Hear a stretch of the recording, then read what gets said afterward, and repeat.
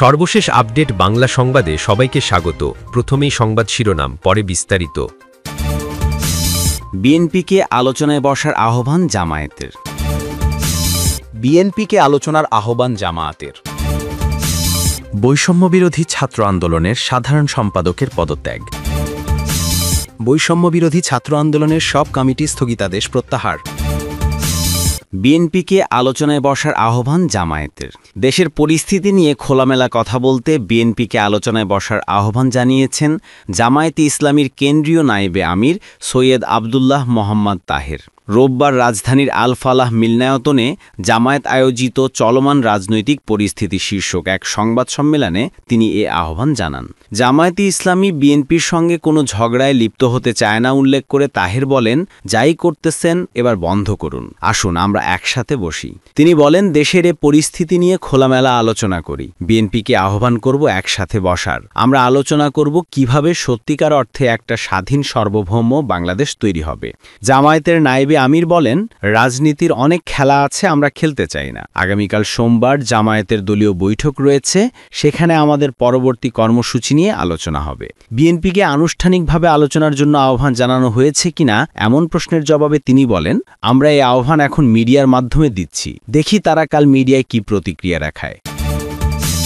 বিএনপিকে আলোচনার আহ্বান জামায়াতের। দেশের চলমান পরিস্থিতি নিয়ে খোলামেলা কথা বলতে বিএনপিকে আলোচনায় বসার আহ্বান জানিয়েছেন জামায়াতে ইসলামীর কেন্দ্রীয় নায়েবে আমির সৈয়দ আবদুল্লাহ মোহাম্মদ তাহের। রোববার ২ নভেম্বর রাজধানীর আল ফালাহ মিলনায়তনে জামায়াত আয়োজিত চলমান রাজনৈতিক পরিস্থিতি শীর্ষক এক সংবাদ সম্মেলনে তিনি এ আহ্বান জানান। দলটির উদ্দেশ্যে তাহের বলেন, জামায়াতে ইসলামী বিএনপির সঙ্গে কোনো ঝগড়ায় লিপ্ত হতে চায় না। যাই করতেছেন এবার বন্ধ করুন, আসুন আমরা একসঙ্গে বসি। বিএনপিকে আহ্বান জানিয়ে তিনি বলেন, দেশের এ পরিস্থিতি নিয়ে খোলামেলা আলোচনা করি। বিএনপিকে আহ্বান করব একসঙ্গে বসার। আমরা আলোচনা করব কিভাবে সত্যিকার অর্থে একটা স্বাধীন সার্বভৌম বাংলাদেশ তৈরি হবে। জামায়াতের নায়েবে আমির বলেন, রাজনীতির অনেক খেলা আছে, আমরা খেলতে চাই না।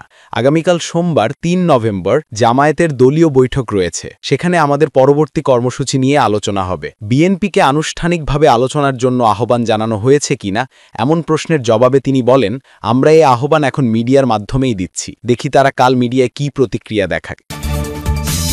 বৈষম্যবিরোধী ছাত্র আন্দোলনের সাধারণ সম্পাদকের পদত্যাগ। বৈষম্যবিরোধী ছাত্র আন্দোলনের সাধারণ সম্পাদক পদ থেকে পদত্যাগ করেছেন হাসান ইনাম। রোববার ২ নভেম্বর সন্ধ্যায় সভাপতি রিফাত রশিদ বরাবর পদত্যাগপত্র পাঠান তিনি। পদত্যাগপত্রে দেশব্যাপী পরিব্যাপ্ত সংগঠনের সাধারণ সম্পাদক হওয়ার মতো মানসিক অবস্থায় না থাকার কথা উল্লেখ করে স্বেচ্ছায় স্বপ্রণোদিতভাবে এই দায়িত্ব থেকে ইস্তফা নেওয়ার কথা জানান তিনি। একই সঙ্গে শূন্য পদে বর্তমান সাংগঠনিক সম্পাদক মইনুল ইসলামকে ভারপ্রাপ্ত সাধারণ সম্পাদক হিসেবে নিযুক্ত করার জন্য অনুরোধ জানান তিনি। পদত্যাগপত্রে তিনি লিখেছেন, আমি গত ৪ মাস জুলাই গণ অভ্যুত্থানের সংগঠন বৈষম্যবিরোধী ছাত্র আন্দোলনের সাধারণ সম্পাদক হিসেবে নিষ্ঠার সঙ্গে দায়িত্ব পালন করার চেষ্টা করেছি। আমি এই সংগঠনকে বুদ্ধিবৃত্তিক ও সাংস্কৃতিক পরিসরে তুলে ধরার জন্য একদল কর্মঠ কর্মী নিয়ে নিরলসভাবে কাজ করেছি। জুলাই গণ অভ্যুত্থানের পর থেকে এ অবধি দীর্ঘ সময় নানা পরিসরে কাজে লিপ্ত থেকে আমি শারীরিক ও মানসিকভাবে অসুস্থ অনুভব করছি। সংগঠনের নতুন সিদ্ধান্ত অনুযায়ী সারা দেশের সকল কমিটি পুনর্গঠনের ঘোষণা দেখার পর মনে হচ্ছে দেশব্যাপী পরিব্যাপ্ত সংগঠনের সাধারণ সম্পাদক হওয়ার মতো মানসিক অবস্থায় আমি এখন নেই। তাই আমি স্বেচ্ছায় স্বপ্রণোদিতভাবে এই দায়িত্ব থেকে ইস্তফা নিচ্ছি। তবে জুলাইকে সাংস্কৃতিক ও রাজনৈতিক অঙ্গনে স্থায়ীভাবে প্রতিষ্ঠার লক্ষ্যে আমার যে লড়াই সেটি চলমান থাকবে। তিনি আরও লিখেছেন, জুলাই গণ অভ্যুত্থানের সংগঠনে সাধারণ সম্পাদক ভিন্ন অন্য কোনো পরিচয় বা বেনামে আমি সংগঠনের এ সংক্রান্ত কাজে নিজেকে জড়িত রাখতে ইচ্ছুক। এ বিষয়ে আপনার সুমর্জি কামনা করছি। একই সঙ্গে সাধারণ সম্পাদক পদে আমি ইস্তফা নেয়ার দরুন শূন্য পদে বর্তমান সাংগঠনিক সম্পাদক মইনুল ইসলামকে ভারপ্রাপ্ত সাধারণ সম্পাদক হিসেবে নিযুক্ত করার জন্য অনুরোধ করছি। বৈষম্যবিরোধী ছাত্র আন্দোলনের সব কমিটি স্থগিতাদেশ প্রত্যাহার। বৈষম্যবিরোধী ছাত্র আন্দোলনের সব কমিটি স্থগিতাদেশ প্রত্যাহার করা হয়েছে। রোববার ২ নভেম্বর এক বিজ্ঞপ্তিতে এ তথ্য জানিয়েছেন সংগঠনটির সভাপতি রিফাত রশিদ।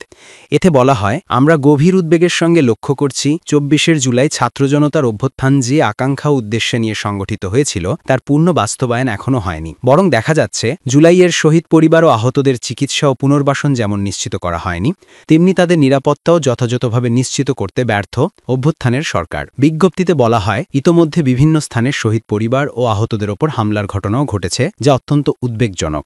এছাড়া জুলাই হত্যাকাণ্ডের বিচারিক প্রক্রিয়া সম্পর্কেও কোনো সুস্পষ্ট রোডম্যাপ আমরা এখনও প্রত্যক্ষ করিনি, যা হাজারো শহীদ ও আহতদের রক্তের উপর দাঁড়িয়ে থাকা অন্তর্বর্তী সরকারের চরম ব্যর্থতা। তাই জুলাই অভ্যুত্থানের বৈপ্লবিক রূপান্তর নিশ্চিতে এবং ঐতিহাসিক এক দফা অর্থাৎ ফ্যাসিবাদী ব্যবস্থার বিলোপ ও নতুন রাজনৈতিক বন্দোবস্ত বিনির্মাণের নিমিত্তে বৈষম্যবিরোধী ছাত্র আন্দোলনের কেন্দ্রীয় কমিটির সিদ্ধান্ত অনুযায়ী দেশের বিশ্ববিদ্যালয়, কলেজ, মহানগর, জেলা, উপজেলা, ইউনিয়ন ও ওয়ার্ড পর্যায়ের সব ইউনিট কমিটির স্থগিতাদেশ প্রত্যাহার করা হলো। একই সঙ্গে সংশ্লিষ্ট সব ইউনিটকে সাংগঠনিক কার্যক্রম পুনরায় সচল করার নির্দেশ দেওয়া হচ্ছে এবং সারা দেশের সব বিশ্ববিদ্যালয়, মহানগর ও জেলা ইউনিটকে আগামী 15 কার্যদিবসের মধ্যে কমিটি পুনর্গঠন সম্পন্ন করার নির্দেশ দেওয়া হচ্ছে বলে বিজ্ঞপ্তিতে উল্লেখ করা হয়েছে।